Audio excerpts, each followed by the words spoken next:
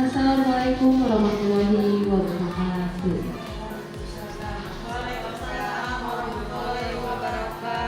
Puji dan syukur kami panjatkan kehadirat Tuhan Maha Esa.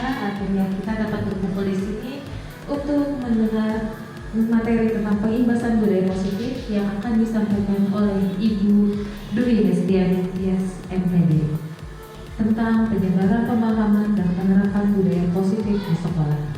Acara yang pertama yaitu kata sambutan, yang kedua pemaparan materi dari Ibu Dwi. Untuk selanjutnya kita langsung buka saja dengan mengucap basmalah.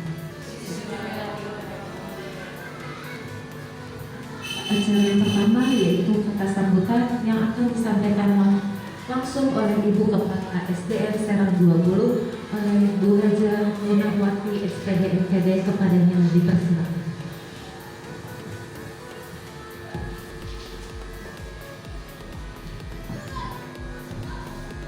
Bismillahirrahmanirrahim.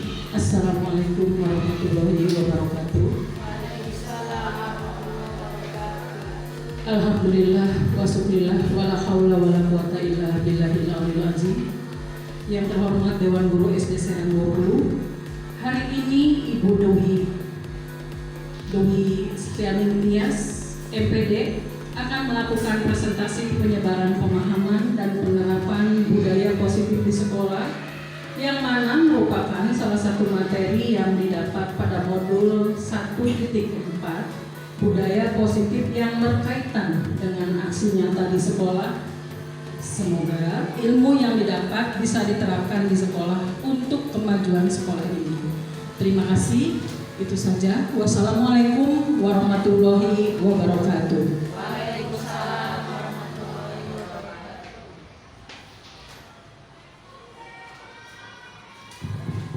Ya, terima kasih kepada Ibu Kepala Sekolah atas kata sambutannya. Untuk acara yang selanjutnya yaitu pemaparan materi langsung oleh Ibu Dwi Hestiani Tias MPD. Kepadanya dipersilakan. Terima kasih. Bismillahirrahmanirrahim. Assalamualaikum warahmatullahi wabarakatuh.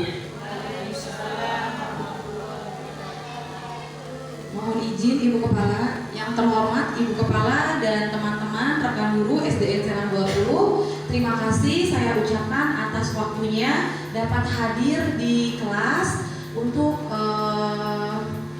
mengikuti kegiatan penyebaran pemahaman dan penerapan budaya positif di sekolah, yang merupakan salah satu materi yang saya dapat di pendidikan guru penggerak, yaitu angkatan 7 Kota Serang. Baik, ini penyebaran pemahaman dan penerapan budaya positif di sekolah. Next. Yang pertama, apakah makna budaya positif? Apa contoh penerapan positif yang telah kita terapkan di sekolah? Next.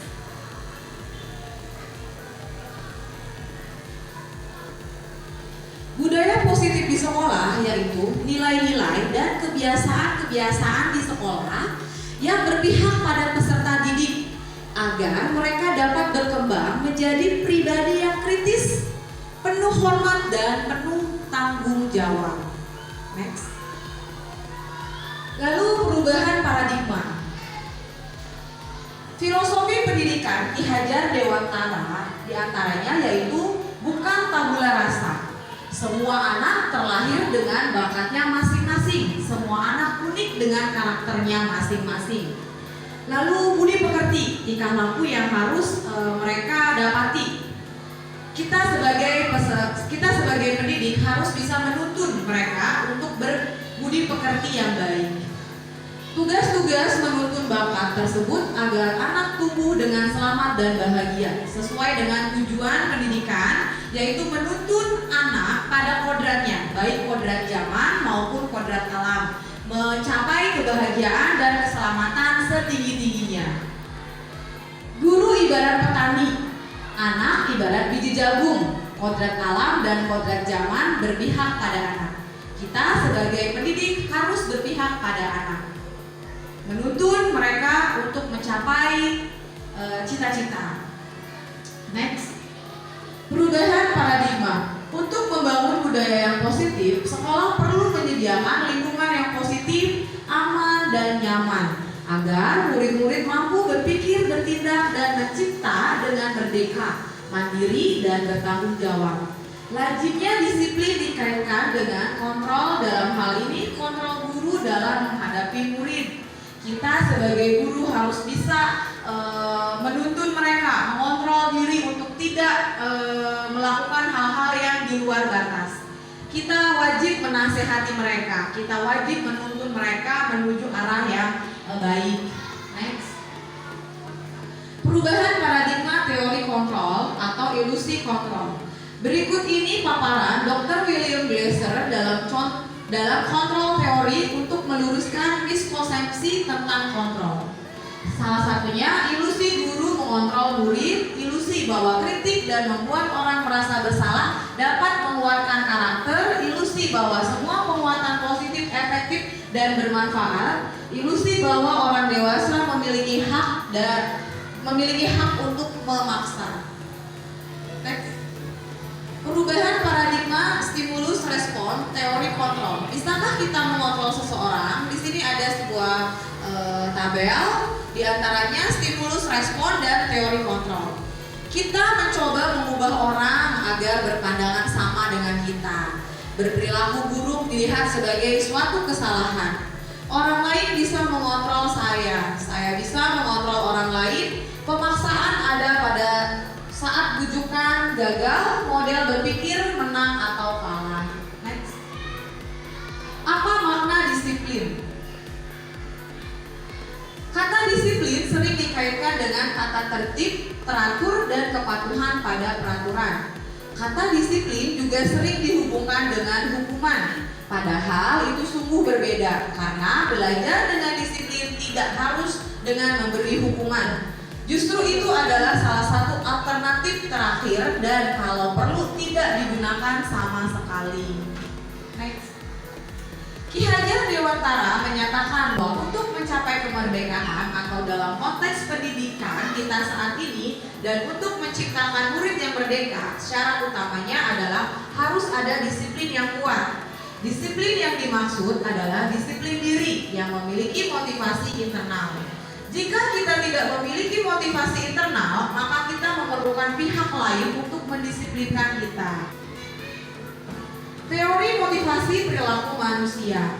Untuk menghindari ketidaknyamanan atau hukuman, apa yang akan terjadi apabila saya tidak melakukannya?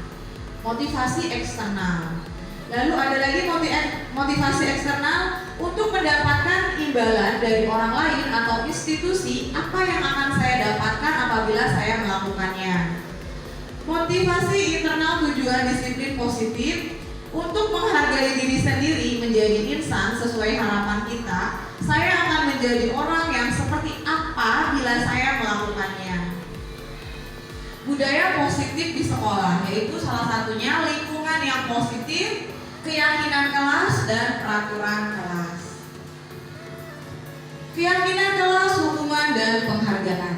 Mengapa tidak peraturan saja? Mengapa harus keyakinan kelas? Satu, mengapa kita memiliki peraturan harus menggunakan helm bila mengendarai kendaraan roda 2? Tujuannya apa? Untuk keselamatan. Itu.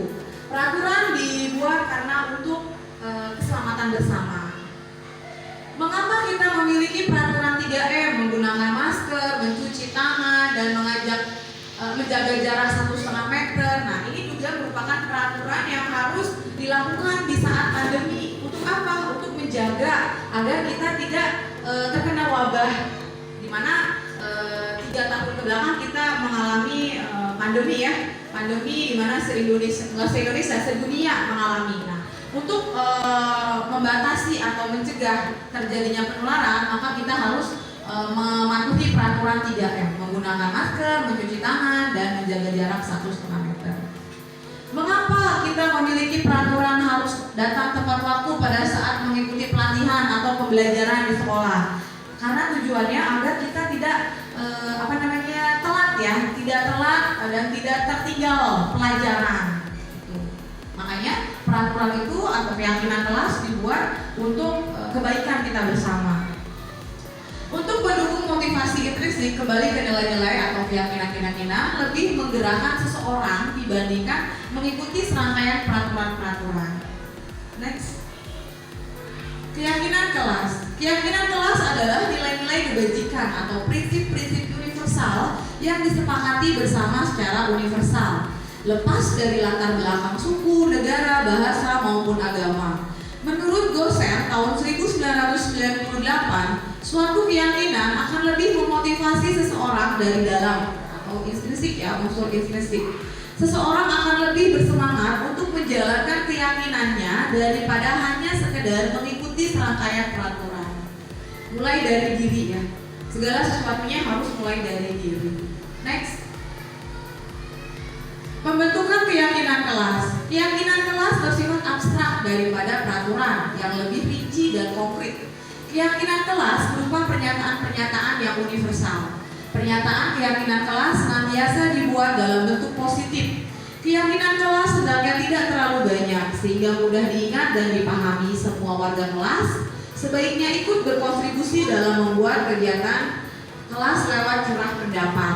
Bersedia meninjau kembali keyakinan kelas dari waktu ke waktu. Nah, alhamdulillah saya sudah menerapkannya di kelas, Ibu, Bapak. Jadi kita membuat kesepakatan keyakinan kelas dengan anak-anak. Yuk, anak-anak kita buat keyakinan kelas secara bersama. Keyakinan apa yang akan kalian harapkan di kelas? Kelas yang bersihkah? Disiplin waktukah? Tertib saat belajar? Nah, nanti anak-anak menuliskan di dalam sebuah post-it yang nanti kita tempelkan di papan tulis, kita rangkum, kita pilih, dan kita kesepakati bersama agar seluruh warga kelas mentaati keyakinan kelas yang sudah dibuat secara bersama-sama. Next, peraturan. Di sini ada sebuah tabel tentang peraturan dan keyakinan kelas. Selalu kembalikan buku ke tempatnya. Nah, kita berikan pemahaman kepada peserta didik untuk mengembalikan buku pada tempatnya, karena itu merupakan sebuah nilai atau kewajiban ya, tanggung jawab. Lalu dilarang mengganggu orang lain saat belajar. Kita harus menghormati orang lain saat belajar. Kalau kita mengganggu, otomatis kita telah mengganggu privasinya dalam belajar ya, konsentrasinya. Dilarang hadir di sekolah 15 menit sebelum pembelajaran dimulai. Nah, itu juga perlu karena dengan kita tepat waktu tidak akan mengganggu jalannya pembelajaran ya. Menghormati orang lain, komitmen pada tujuan. Dilarang melakukan kekerasan. Kenapa dilarang melakukan kekerasan? Karena kita harus menjaga keselamatan ya bersama. Lalu menghormati orang lain juga. Dilarang menggunakan narkoba. Nah, ini anak-anak ya, kalau di SD mungkin merokok ya. Nah, apalagi kalau sudah kelas 6 itu sangat-sangat riskan. Harus banyak diberikan masukan karena itu menyangkut kesehatan. Bergantian atau menunggu giliran ya. Di sini maksudnya bergantian atau menunggu giliran ketika mendapat nilai ya.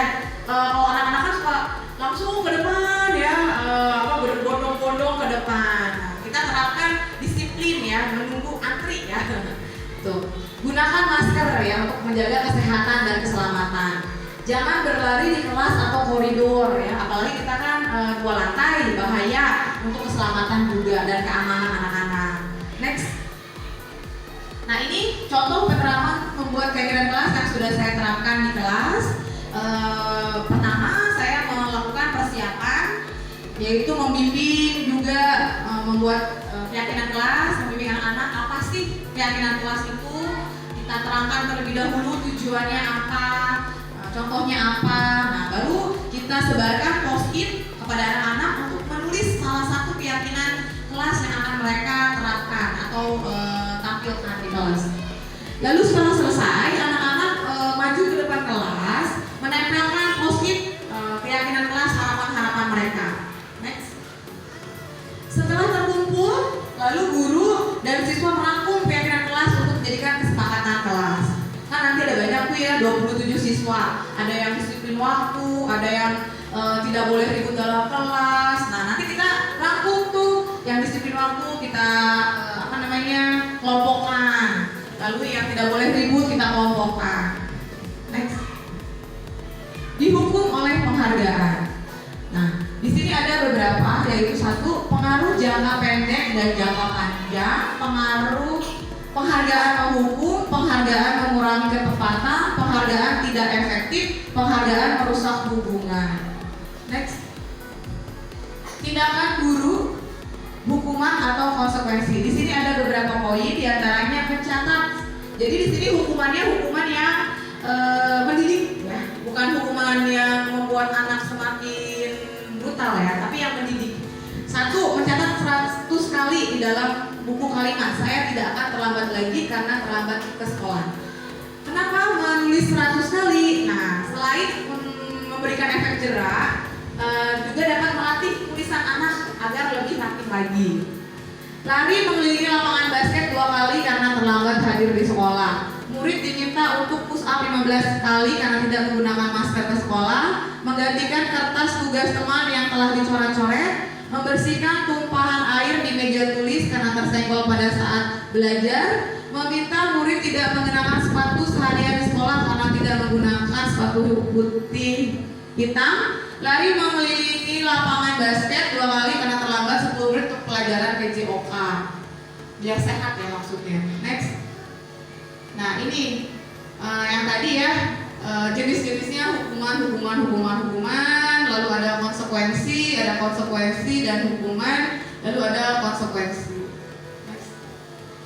Perbedaan hukuman dan konsekuensi. Hukuman sesuatu yang menyakitkan harus terjadi, membuat anak sakit fisik maupun hati untuk jangka waktu lama, untuk memberi kedisiplinan, paksaan, mendorong anak menyakiti diri sendiri, konsep diri yang buruk, anak belajar untuk menyembunyikan kesalahan, marah, rasa bersalah, dipermalukan, merasa tak dihargai. Ini efek dari hukuman ya, yang akan timbul pada diri anak. Sedangkan konsekuensi itu sesuatu yang harus terjadi, seperti tadi kan menulis itu kan konsekuensi. Membuat anak merasa tidak nyaman dalam jangka waktu pendek, tapi setelah sudah menulis mereka akan bahagia lagi gitu kan. Anak menghargai disiplin, nah efek jerak juga, nanti dia akan lebih disiplin waktu. Stimulus tanggapan, mendorong anak agar mudah menyesuaikan diri, konsep diri yang baik. Anak belajar untuk mematuhi peraturan, kehilangan hak, dibuat tidak nyaman, diasingkan untuk sementara, yang hanya sementara. Itu perbedaan hukuman dan konsekuensi. Nah, ini merupakan disadur dari Restitution Dia Gosen The 5 Position of Control, Yayasan Pendidikan Luhur tahun 2005. Kebutuhan dasar manusia, survival ya, untuk bertahan hidup. Yang pertama, cinta kasih. Nah, mereka butuh cinta kasih. Kita sebagai tenaga pendidik harus memberikan cinta kasih ya kepada anak-anak. Kita tidak tahu di rumahnya seperti apa. Kita tidak tahu permasalahan apa mereka di rumah. Kita tidak boleh menjudge anak datang telat lalu anak itu malas, jangan. Kita tidak tahu di rumah ada apa. Kita tidak tahu orang tuanya yang sibuk, anak yang terbengkalai, dia sendiri mandiri datang ke sekolah dimarahin karena telat, jangan. Kita harus melihat dari segala segi. Jangan langsung dihukum, jangan langsung dimarahi, jangan langsung di judge negatif. Kita beri dia rangkul, kenapa kamu datang telat? Kita dengarkan curhatnya. Kita tidak tahu di rumah seperti apa. Apakah orang tuanya mau mendengarkan curhatan dia? Kita tidak tahu. Kita harus merangkul mereka. Kita juga orang tuanya di sekolah. Penguasaan, kita harus bisa menguasai anak-anak. Anak-anak yang bandel pasti ada sebabnya. Kenapa mereka bandel di kelas? Kenapa mereka tidak mau diam di kelas? Kita harus menguasai. Kita harus menyelami, kenapa? Kita harus bertanya, jangan menjas langsung, kamu mau diam, jangan. Kita harus merangkulnya, berkomunikasi dua arah, dari hati ke hati. Semoga dengan kita memberikan respon yang baik, dan dia akan merubah sikapnya di kelas. Lalu kesenangan, ya, anak-anak itu butuh kesenangan. Jangan belajar terus, kita perlu adanya ice breaking, ya, istirahat lah ya. Kita dari tema 1 dari pelajaran matematika, kalau di kelas tinggi dari pelajaran bahasa lanjut ke IPA. Nah, usahakan di jedanya itu kita adakan ice breaking, entah kita menyanyi bersama, olahraga bersama, banyak hal ya. Lalu kebebasan, kita ciptakan peserta didik yang merdeka tapi dalam arti kata tetap mematuhi peraturan. Mereka bebas untuk berkelas Tapi kita juga harus tahu kenapa mereka seperti itu. Kita mengetahui bahwa setiap anak itu unik. Ada yang belajar karena linguistik, ada yang kinestetik, ada yang kinestetik, ada yang audio, ada yang audiovisual, ada yang berjalan-jalan tapi ternyata dia memperhatikan kita saat makan, gitu. Berilah mereka kebebasan. Next. Di sini ada studi kasus. Salah satu contohnya, Ibu Tati guru kelas 4 di SD Mulia 1 sedang bingung menghadapi ulah salah satu murid di kelasnya, yaitu Budi. Beberapa anak telah datang dan mengeluhkan Budi yang seringkali meminta bekal makan siang mereka dengan paksa. Jika Anda menghadapi situasi seperti Ibu Tati, apa yang akan Anda lakukan? Menurut Anda, kira-kira apa alasan Budi melakukan itu? Dalam konteks penerapan disiplin positif, Ibu Tati sebaiknya mencari tahu alasan Budi melakukan tindakan tersebut agar mengetahui kebutuhan mana yang sedang berusaha dipenuhi oleh Budi. Apabila jawaban Budi karena ia lapar dan orang tuanya tidak membawakannya bekal makan siang, kebutuhannya adalah bertahan hidup. Apabila jawaban Budi karena ia senang temannya, jadi memperhatikan dia, kebutuhannya adalah cinta dan kasih sayang, kebutuhan untuk diterima. Lalu, apabila jawaban Budi adalah dia merasa hebat karena temannya jadi takut dan menuruti keinginannya, kebutuhannya adalah penguasaan, yaitu pengakuan atas kemampuannya.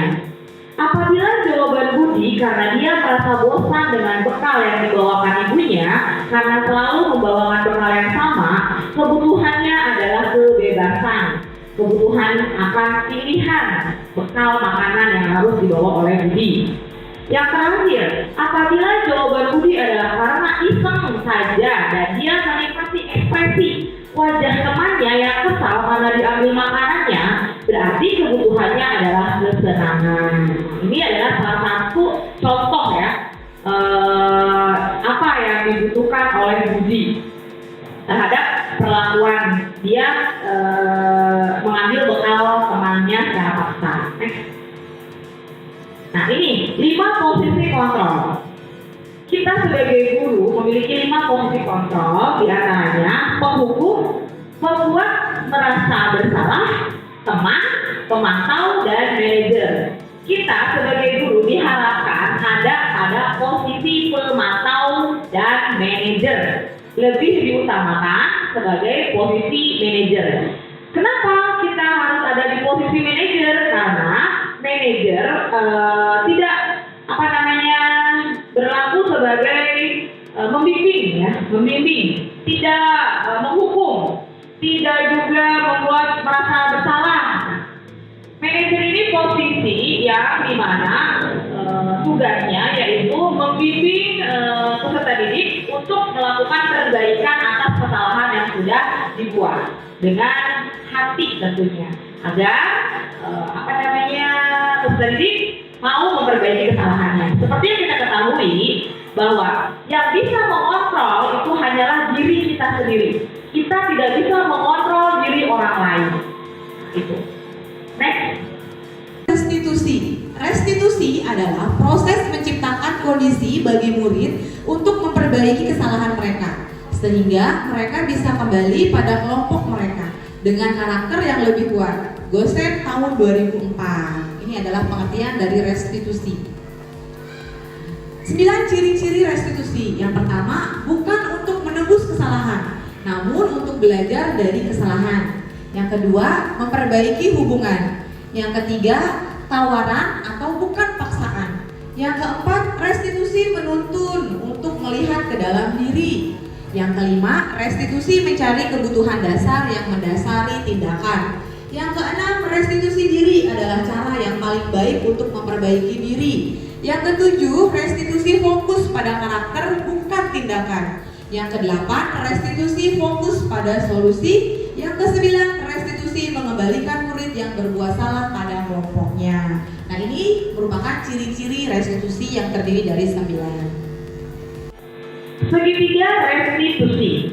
Dalam segitiga restitusi terdapat 3 langkah. Di antaranya yang pertama, menstabilkan identitas. Tahap awal ini kita harus menstabilkan identitas. Kita bertanya kepada peserta didik dengan penekanan, setiap orang pasti pernah melakukan kesalahan. Kamu bukan satu-satunya yang pernah melakukan ini. Setelah itu langkah yang kedua, yaitu validasi tindakan yang salah. Di antaranya, kamu tentu punya alasan mengapa melakukan itu. Nah, kita menanyakan alasan kepada peserta didik mengapa melakukan kesalahan tersebut. Lalu kita juga menanyakan cara agar peserta didik mau memperbaikinya. Apa caranya? Dan langkah yang terakhir yaitu menanyakan keyakinan.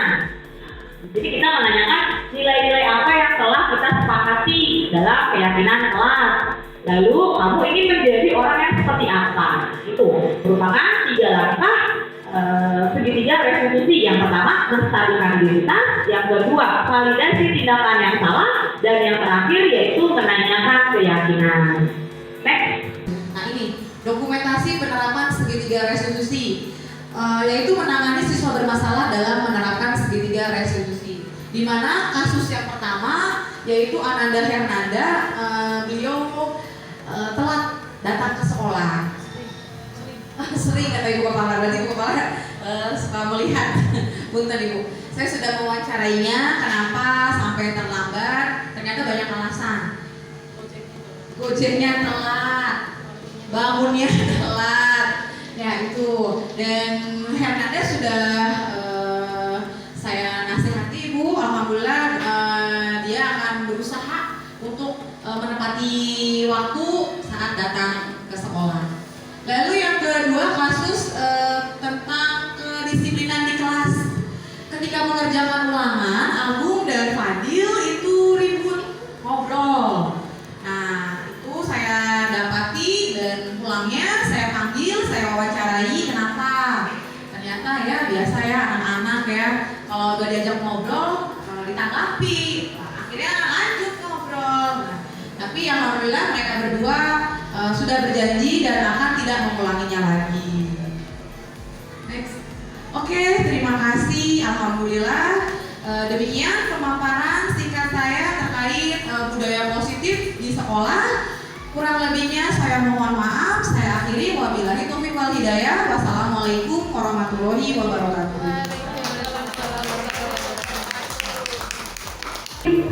Kita masuk ke dalam sesi diskusi. Kepada Ibu Guru dan Bapak Guru, mungkin ada pertanyaan terkait dari materi yang telah disampaikan oleh Ibu Dwi. Dipersilakan. Ya Ibu. Bismillahirrahmanirrahim. Assalamualaikum warahmatullahi wabarakatuh. Sebelumnya terima kasih atas waktu yang diberikan kepada saya. Mohon maaf Ibu, ada 2 boleh Bu ya pertanyaan yang ingin saya tanyakan. Masalah keyakinan. Apakah keyakinan ini sama dengan kesepakatan? Kesepakatan di dalam kelas ya Bu ya. Karena kan kalau Kak Ibu tadi bilangnya keyakinan, kalau saya mohon maaf sudah membuat kesepakatan. Apakah ada kesamaan antara kesepakatan dan keyakinan di dalam kelas? Itu yang pertama. Yang kedua, bagaimanakah caranya untuk bisa membuat keyakinan terutama di kelas rendah Ibu, karena di kelas rendah kan masih banyak yang belum bisa menulis. Kalau keyakinan itu kan harus menulis di kertas yang sudah kita yang sudah kita siapkan.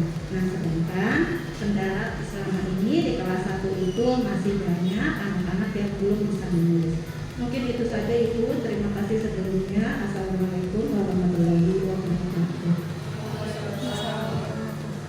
Oke, terima kasih Ibu. Mungkin ada satu pertanyaan lagi dari Bapak dan Ibu. Ada yang ingin bertanya? Atau cukup 2 pertanyaan terlebih dahulu ya Bu ya? Oke, pertanyaan dari Ibu Ina, yaitu tentang apakah keyakinan ada persamaan dengan kesepakatan di dalam kelas, dan juga bagaimanakah cara untuk bisa memberikan dan membuat keyakinan di kelas rendah. Kepada Ibu Dwi menjawab tersebut. Baik, terima kasih Bu Nina. Bismillahirrahmanirrahim. Saya akan coba menjawab. terkait pertanyaan tentang apakah keyakinan kelas dan kesepakatan kelas itu sama. Nah, betul.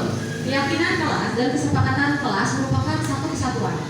Sebelum kita membuat kesepakatan kelas, kita buat keyakinan kelas terlebih dahulu. Di mana keyakinan kelas ini datang dari anak. Kenapa datang dari anak? Agar mereka tahu, oh iya, saya yang nulis, masa saya yang melanggar, seperti itu. Nanti dari keyakinan kelas yang sudah dituliskan oleh anak-anak, kita kumpulkan, kita kelompokkan poin-poin pentingnya. Nah, setelah kita kelompokkan, maka nanti terciptalah poin-poin penting. Nah, poin-poin penting itu nanti menjadi kesepakatan kelas yang harus dipatuhi warga kelas. Kenapa harus dipatuhi? Karena kesepakatan kelas itu timbul atau harapan-harapan dari warga kelas yang sudah dirangkum oleh guru dan warga kelas, seperti itu. Jadi memang betul kesepakatan kelas merupakan tindak lanjut dari keyakinan kelas, di mana kesepakatan kelas merupakan satu kesatuan dan harus dipatuhi oleh warga kelas. Lalu pertanyaan yang kedua, bagaimana cara kita membuat keyakinan kelas di kelas rendah ya? Di mana notabene kelas rendah itu belum lancar untuk menulis dan membaca. Nah, di sini guru kelas 1 memang harus betul-betul energik. Kita buat keyakinan kelas dengan pertama langkahnya yaitu memberikan pemahaman kepada anak-anak. Anak-anak, yuk kita buat keyakinan kelas. Kalian tahu tidak apa itu keyakinan kelas? Keyakinan kelas adalah segala sesuatu yang akan kita lakukan di kelas. Tujuannya apa? Agar kelas tercipta nyaman, bersih, tidak boleh buang sampah sembarangan. Yuk, ibu data ya. Karena kalian belum bisa menulis, ibu data. Ibu tulis ya di papan tulis sambil membaca ya, sambil diejar bersama-sama. Yuk, siapa? Keyakinan kelas apa yang ingin kalian harapkan di kelas? Yuk, siapa? Contohnya nih ya, contohnya ibu kasih tahu contohnya. Membuang sampah pada tempatnya, datang tepat waktu, tidak boleh ribut di dalam kelas, kembalikan buku pada tempatnya. Ya, ibu absen ya. Nah, jadi di sini yang berperan gurunya, karena kelas 1 butuh bimbingan. Betul-betul butuh kita yang menuntun. Nanti Ibu Nina absen, nomor 1 misalnya Rija, keyakinan kelas apa yang Rija harapkan? Buang sampah pada tempatnya Bu Guru. Nah, nanti Bu Nina nulis di papan tulis. Yuk kita tulis bareng-bareng, membuang sampah pada tempatnya. Hurufnya apa aja? M Bu, ya betul M. Good job, apalagi E. Nah, jadi di situ sambil membuat keyakinan kelas, kita juga sambil belajar menulis dan membaca. Seperti itu ya Bu. Baik. Ada tanggapan dari guru yang lain terkait pertanyaan dari Bu Nina? Atau mungkin dirasa sudah cukup ya Bu ya? Bagaimana Ibu untuk pertanyaan? Oke, cukup. Ya, baik. Anak sekali, tapi diperlukan energi yang betul-betul luar biasa. Dimana untuk membahas satu kata saja dari keyakinan untuk tingkatan kelas 1 tidak semudah apa yang kita bayangkan.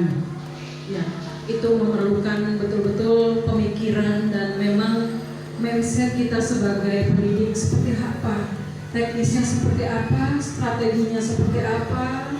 Setelah ini harus bagaimana lagi ya, kelas 1, 2, 3 dan seterusnya.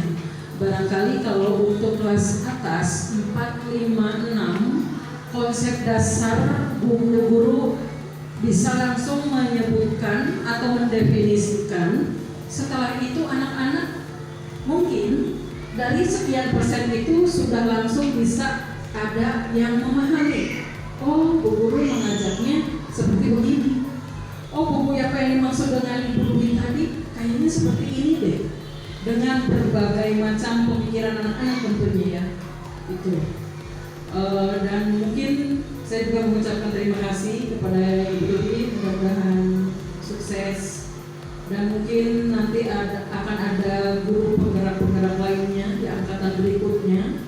Tidak sampai di sini, saya berharap juga nanti Pak Indra, harapan saya maju. Karena apa? Disiplin ilmu itu tidak bisa kalau kita tidak melaksanakan atau kita melakukan. Pintar hebat tapi berdiam diri, ilmunya tidak akan tidak merah, tidak manfaat, tidak manfaat untuk orang lain. Ada pepatah mengatakan bagai mengukir di atas air, artinya monoton ke situ-situ aja.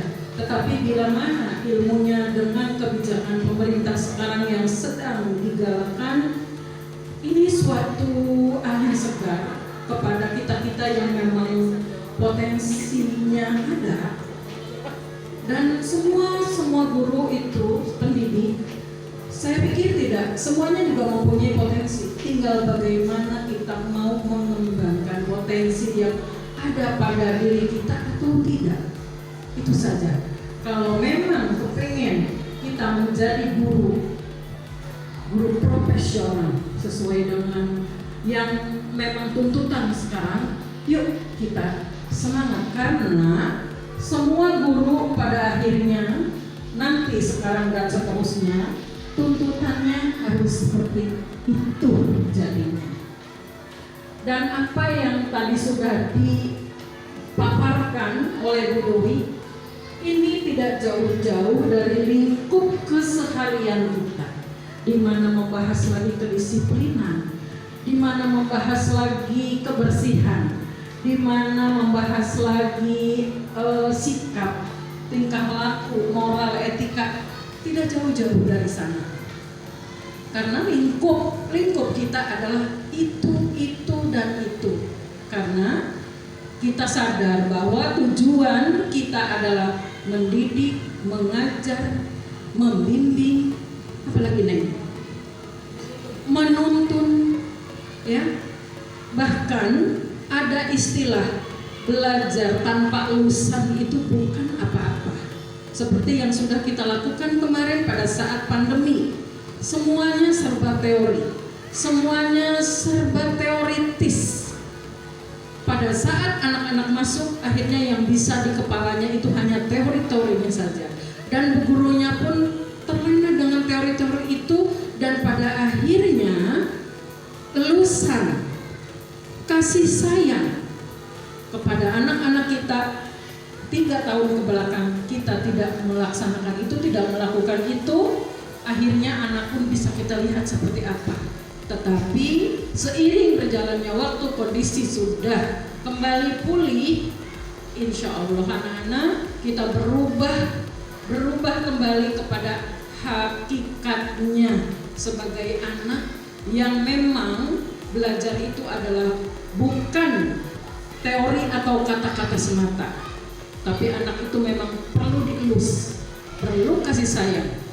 Ada kalanya kita perlu ketegasan di dalamnya, ada kalanya kita perlu sentuhan di dalamnya. Itu adalah bagian dari mendidik, mengajar yang memang sangat diperlukan oleh kita, dan untuk mencapai cita-cita itu memang itu hakikatnya kita harus melakukan itu. Kalau untuk mahasiswa barangkali mungkin ya, kembali kepada pemaparan tadi. Saya senang dengan pemaparan tadi karena pemaparan tadi itu adalah keseharian kita. Betul ya Bu? Betul sekali. Karena apa yang sudah dipaparkan merupakan sikap kita atau pekerjaan kita dalam proses belajar mengajar di sekolah. Itu tinggal nanti setelah ini kita memaknai dan melaksanakannya dan menerapkannya kepada anak-anak di kelas masing-masing tentunya. Di kelas Bu Dewi sudah dilakukan, kelas-kelas yang lainnya yuk sebelum belajar kita ajak anak-anak kita untuk membuat komitmen, ya. Yuk kita misalnya kita sepakati untuk kita hari ini untuk memperdalam apa, untuk melakukan apa. Tidak perlu banyak-banyak dulu dari 4 atau 5. Kita mungkin 1 atau 2 saja komitmen kita yang hari ini kita bahas. Jadi lama-lama dari pelajaran yang ada di sekolah, dari dalam kelas, kita jangan lupa pula pada saat berakhirnya KBM kita harus memberikan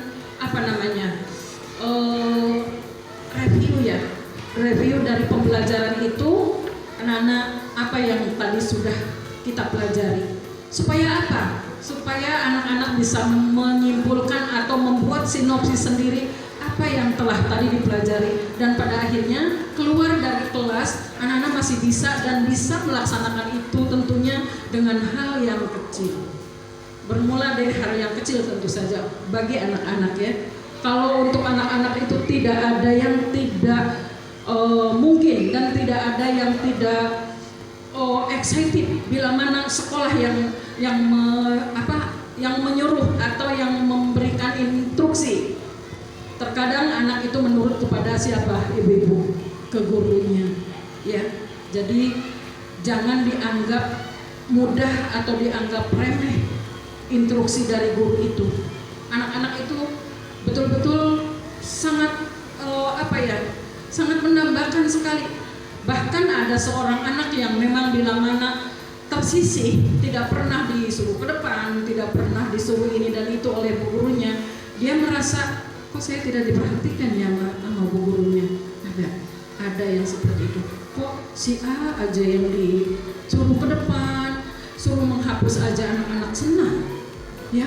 Apalagi suruh ngapain misalnya yang sesuai dengan hatinya. Itulah keunggulan atau istimewanya kita menjadi pendidik, menjadi guru. Maka berbahagia kita sebagai pendidik, kita bersyukur bahwa kita menjadi seorang pendidik ini selain kita mendidik orang lain, kita juga harus mampu mendidik diri kita sendiri.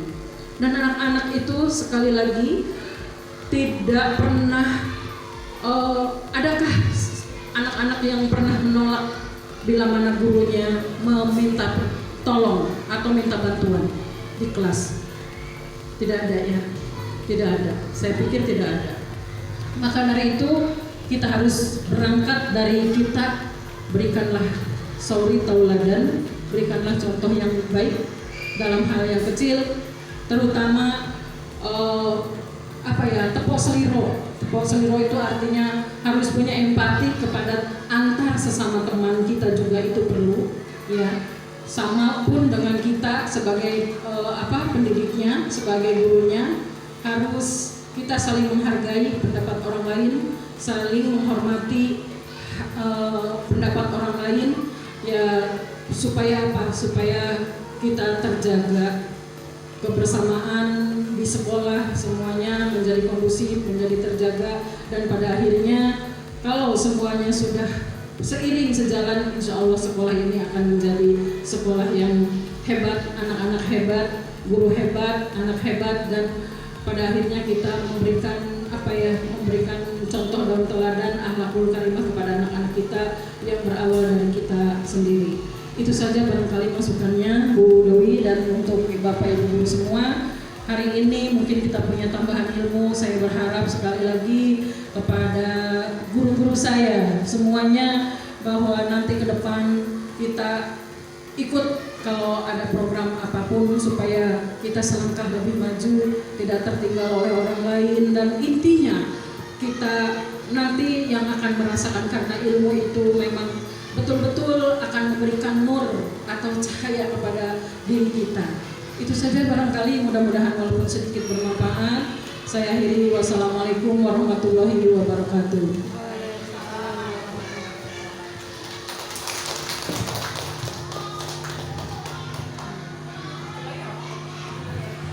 Akhirnya sampailah kita pada acara penutup. Maka kita tutupkan acara pembiasaan budaya positif ini dengan mengucap hamdalah. Kiranya ada salah kata salah ucapan dari saya mohon maaf. Terima kasih. Saya pamit undur diri. Wassalamualaikum warahmatullahi wabarakatuh.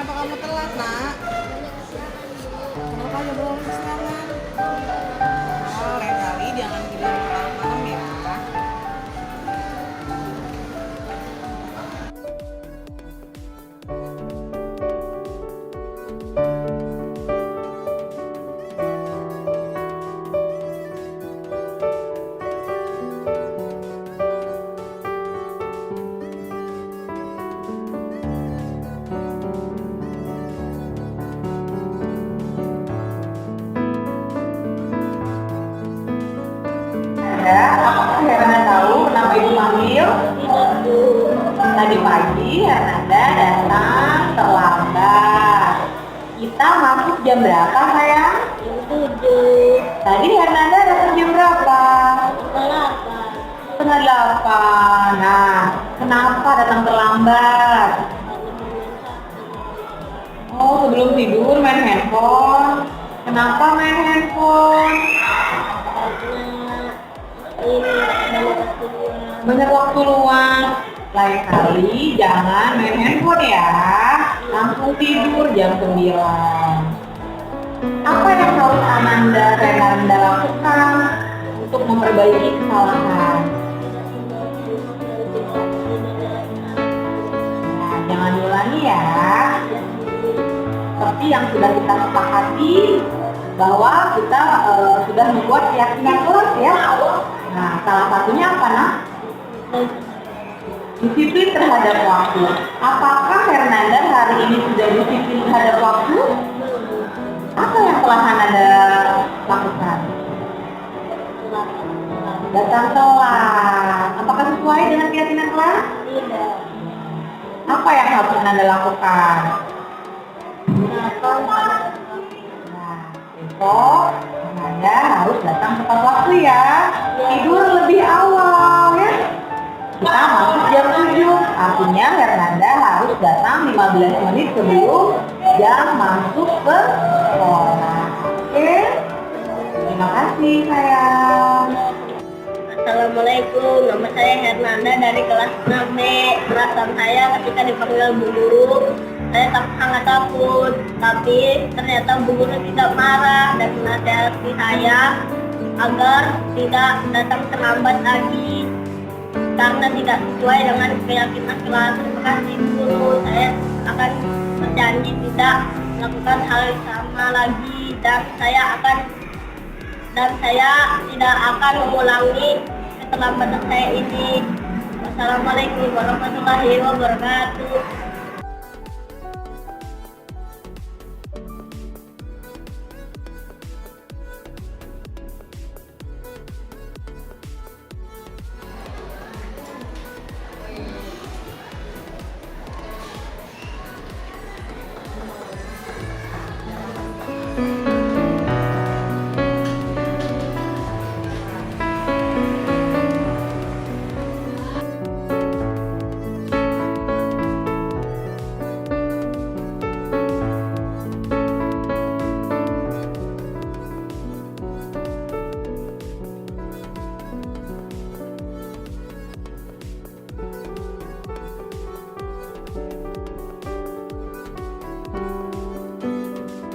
Fadil, apakah kalian tahu kenapa Ibu panggil? Tadi pagi ketika sedang ulangan, kalian terlihat ribut. Kenapa kalian ribut, Mas? Aku ngajak ngobrol, Fadil menjawab. Apa yang kalian ngobrolkan, Mas? Jawaban dari ulangan. Apakah boleh berdiskusi di saat ulangan? Tindakan yang kalian lakukan apakah baik? Tidak, karena mengganggu konsentrasi teman-teman yang sedang mengerjakan soal-soal. Apa yang harus kalian lakukan untuk memperbaiki kesalahan? Tidak mengulangi lagi ya. Kalian jangan mengulangi lagi ya. Besok waktu ulangan jangan ribut lagi ya. Apakah yang sudah kalian lakukan mencerminkan keyakinan kelas yang sudah kita buat? Tidak boleh ribut di dalam kelas. Kalian sudah melanggarnya ya.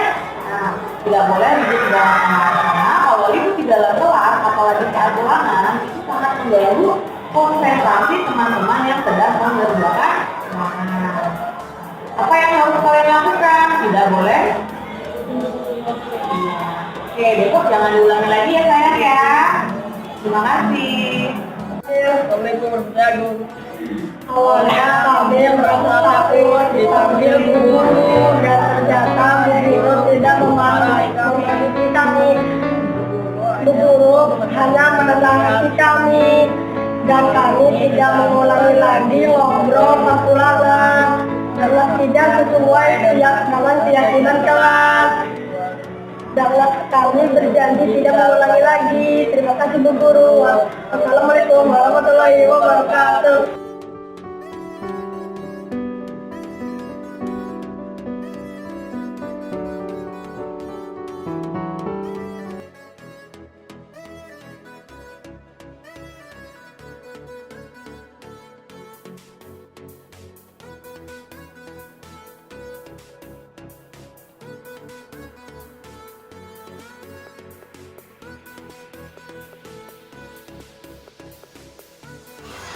Assalamualaikum warahmatullahi wabarakatuh. Nama saya Ibu Ratu Sohaena. Saya guru kelas 6 di SDN Serang 20. Saya mitra dari Ibu Dwi. Setelah saya mengamati dan mencermati apa yang telah dilakukan Ibu Dwi, setelah mengikuti guru penggerak, banyak perubahan positif di sekolah. Karena Ibu Dwi menerapkan nilai-nilai kebajikan di sekolah yang telah disepakati bersama, sehingga budaya positif dapat terwujud di sekolah ini. Ini merupakan paradigma baru di sekolah. Wassalamualaikum warahmatullahi wabarakatuh.